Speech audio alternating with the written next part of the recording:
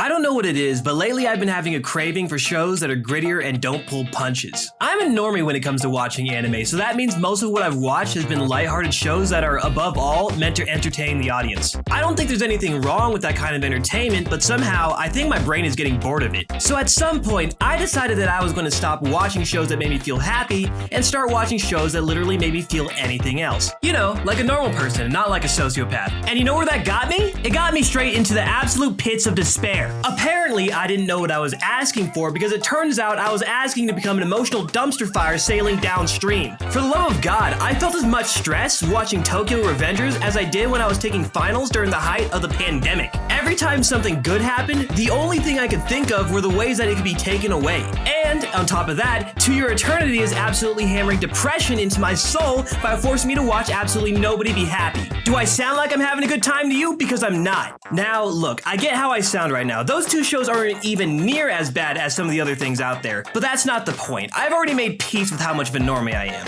At the point that I'm at right now, there's only one thing holding me together, and that's a slime anime. The slime anime, or That Time I Got Reincarnated as a Slime if you like awkwardly long English titles, is the one show that's keeping me together right now. I've never been so happy to have a show where I can just stop thinking. It appeals to all the parts of my brains that want nothing to do with negative emotions. And the fact that I like this show so much is weird because I thought I was fed up with isekai after I was done watching Gate. I didn't think Slime was going to be any different than the other shows being mass-produced by the absolute industrial powerhouse of Japanese animation studios. So when I first started watching, I wasn't even ready to give the show a fair chance. And you know what, Slime? I'm sorry.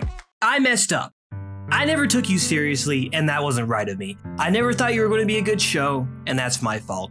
You showed me kindness when I was at my lows, even when I brought those lows on myself. Slime, I didn't treat you the way I should have, and I'll never be able to forgive myself for that.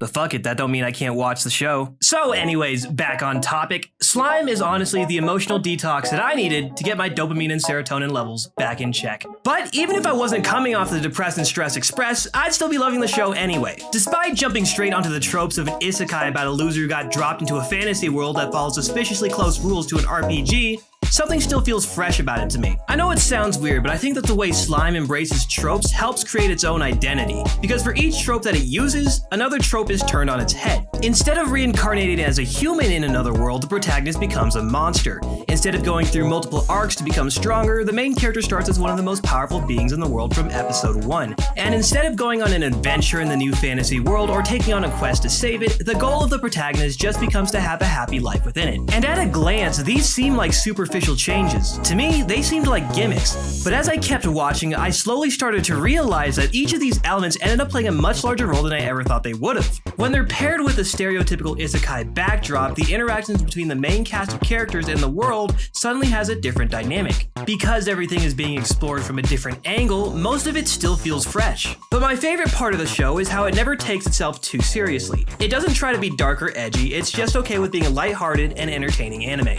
Whenever I'm watching, I never feel like I have to be worried about what happens. Everything seems to work itself out in the end.